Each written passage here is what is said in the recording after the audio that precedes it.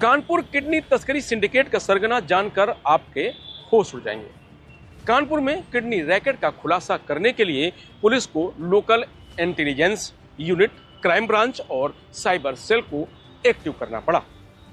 इन टीमों ने करीब 1 महीने तक काम किया, जिसके बाद पूरे रैकेट का पर्दाफाश हुआ।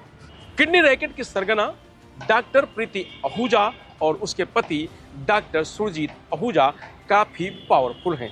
यही कारण रहा कि छोटे डॉक्टर आसानी से उसके झांसे में आ जाते थे और कई बार अधिकारी भी उसके काले कारनामों पर ध्यान नहीं देते थे या कार्रवाई से बचते थे। डॉक्टर प्रीति आहूजा कई बड़े संगठनों से जुड़ी हुई है। वह इंडियन मेडिकल एसोसिएशन की शहर इकाई में उपाध्यक्ष हैं।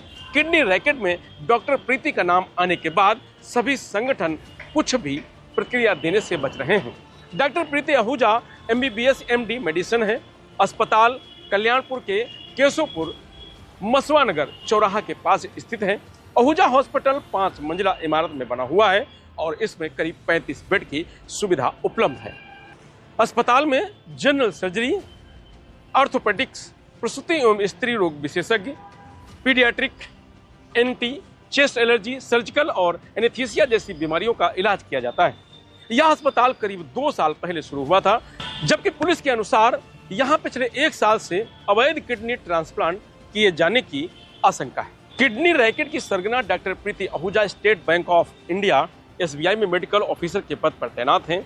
ये यहाँ के कर्मचारियों का इलाज और छुट्टी देने के लिए काम मेडिकल एफिडेविट भी बनाती है। इसके साथ ही इंडियन मेडिकल एसोसिएशन में शहर की कमेटी में उपाध्यक्ष हैं। डायबिटिक रोग विशेषज्ञ के संगठन कानपुर में डायबिटीज एसोसिएशन में सचिव भी हैं।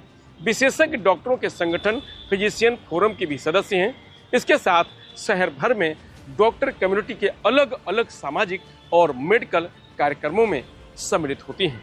हालांकि कानपुर की IMA टीम डॉक्टर प्रीति आहूजा पर कुछ भी बात करने से बच रही है।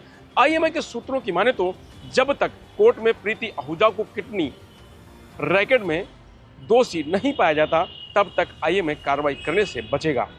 डॉक्टर प्रीति आहूजा और डॉक्टर सुरजीत आहूजा अपने अस्पताल में फ्री हेल्थ कैंप का आयोजन करते थे। बाहर से आए लोग IMA का अधिकारी और बड़े डॉक्टर समझकर इनके कैंप में लोग आते थे।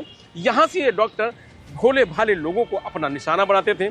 इसके लिए बाकायदा एक टीम रखते थे। मरीजों को घर से लाने और ले जाने का काम एम्बुलेंस से होता था, जिसके लिए उन्होंने एक एम्बुलेंस ड्राइवर शिवम अग्रवाल उर्फ काना को अपने साथ रखा हुआ था। समय के साथ साथ काना इनके पूरे काम की बारीकी को समझ चुका था। वह भी लोगों को टारगेट करने लगा था। जब प्रीति आहूजा और सुरजीत आहूजा ने देखा कि किडनी के रैकेट में पैसे की कमाई बहुत है, तो उन्होंने अपने नेटवर्क में अन्य और अस्पतालों को शामिल कर लिया।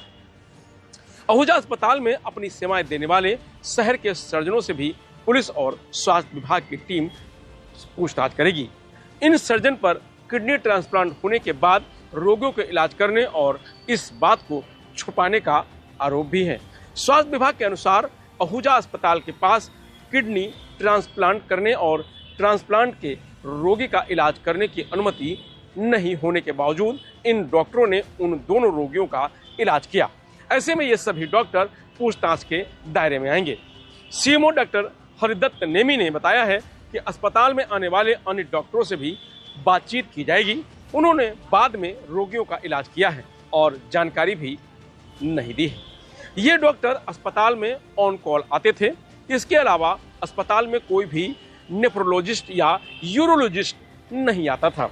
अवैध किडनी ट्रांसप्लांट रैकेट के खुलासे के बाद अस्पताल के CMS सौरभ अग्रवाल ने बताया है कि जिस महिला का किडनी ट्रांसप्लांट हुआ है उसकी हालत लगातार बिगड़ रही है। उसका ब्लड प्रेशर बढ़ा हुआ है, शरीर में क्रिएटिनिन का स्तर बढ़ गया है, साथ ही उसका हीमोग्लोबिन बहुत कम हो गया है, जो खतरनाक स्थिति में है। जांच में शरीर में इन्फेक्शन के संकेत भी मिल रहे हैं। डॉक्टरों का यह भी शक है कि शरीर नई किडनी को स्वीकार नहीं कर रहा है, जो गंभीर समस्या है। ऐसे में मरीज और उसकी किडनी को बचाने के लिए उसे तुरंत ऐसे बड़े और मान्यता प्राप्त अस्पताल में शिफ्ट करना जरूरी है, जहां किडनी ट्रांसप्लांट के लिए बेहतर सुविधा और निगरानी उपलब्ध हो। किडनी ट्रांसप्लांट करवाने वाली महिला पारुल के बारे में भी जान लेते हैं। पारुल तोमर मुजफ्फरनगर के नॉर्थ सिविल लाइन की रहने वाली है। पारुल तोमर के पति विकास मेरठ में कक्षा 8 तक स्कूल चलाते हैं। पारुल का एक 19 वर्षीय बेटा है, वहीं एक छोटी बेटी है। बच्चों की पढ़ाई के लिए परिवार मेरठ शिफ्ट हो गया था। सूत्रों की माने तो किडनी ट्रांसप्लांट का सौदा 80 लाख में तय हुआ था। ट्रांसप्लांट के दौरान पारुल का भाई मौजूद था। हालांकि पुलिस ने उससे भी पूछताछ की है। पारुल के पति से भी अभी बात नहीं हो पाई है। कानपुर किडनी सिंडिकेट में पुलिस ने अब तक 6 आरोपियों को पकड़ा है।